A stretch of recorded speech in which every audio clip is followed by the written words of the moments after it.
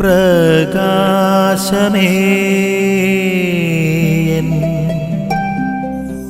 മിഴി തുറക്കുക വേഗം. ഈശോ സ്നാപക യോഹന്നാനെ കുറിച്ചൊക്കെ പറയുന്ന ചില ഭാഗങ്ങളാണ് നമ്മൾ കണ്ടുമുട്ടുന്നത്. സ്നാപക യോഹന്നാനോട് വലിയ മതിപ്പ് ക്രിസ്തുവിൽ നമുക്ക് കണ്ടുമുട്ടാൻ പറ്റുന്നുണ്ട്. സ്ത്രീകളിൽ നിന്ന് ജനിച്ചവരിൽ യോഹന്നാനേക്കാളും വലിയവനില്ല എന്ന് പറയുന്ന ഒരു രംഗം നമ്മൾ കാണുന്നുണ്ട്. പ്രിയപ്പെട്ടവരെ, മറ്റുള്ളവരിൽ നിന്ന് നമുക്ക് ലഭിക്കുന്ന പേരോ പ്രശസ്തിയോ അല്ല, മറ്റുള്ളവരിൽ നിന്ന് നമുക്ക് ലഭിക്കുന്ന അംഗീകാരമല്ല, ക്രിസ്തു എന്നെ എങ്ങനെ കാണുന്നു. അത്തരത്തിൽ ചിന്തിച്ച സ്നാപകൻ ഈ ലോകത്തിൽ ഏറ്റവും അനുഗ്രഹിക്കപ്പെട്ടവനാണ്. കാരണം കർത്താവിൻ്റെ സ്വന്തമായി മാറിയവനായിരുന്നു ഈ സ്നാപക യോഹന്നാൻ.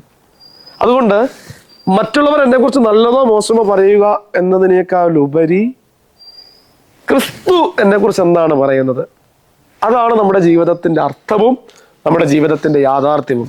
മനുഷ്യർ നമ്മളെക്കുറിച്ച് പറയുന്നവയൊന്നും നല്ലതോ മോശമോ ആയിക്കൊള്ളട്ടെ, അത് യാഥാർത്ഥ്യമാകണമെന്നില്ല. ക്രിസ്തു എന്നെക്കുറിച്ച് എന്ത് പറയുന്നു, അതാണ് യാഥാർത്ഥ്യം എന്ന് പറയുന്നത്. ക്രിസ്തുവിൻ്റെ കണ്ണിൽ എപ്പോഴും നല്ലവരായി മാറുവാൻ, ക്രിസ്തുവിൻ്റെ കണ്ണ് 1000 സൂര്യൻ്റേതിനേക്കാളും ശക്തിയുള്ള കണ്ണുകളാണ്. ഈ കണ്ണുകളുടെ മുമ്പിൽ ഏറ്റവും ശ്രേഷ്ഠമായി കാണപ്പെടുവാനുള്ള കൃപ ഞങ്ങൾക്ക് നൽകണമേ എന്ന് നമുക്ക് പ്രാർത്ഥിക്കാം. അതിന് ക്രിസ്തുവിൻ്റെ ഹൃദയം നാം സ്വന്തമാക്കണം. കർത്താവേ, നിന്റെ തിരുഹൃദയത്തിൻ്റെ വാഹകരാകുവാൻ ഞങ്ങളെ സഹായിക്കണമേ. ആമേൻ. നിൻ വഴിയേ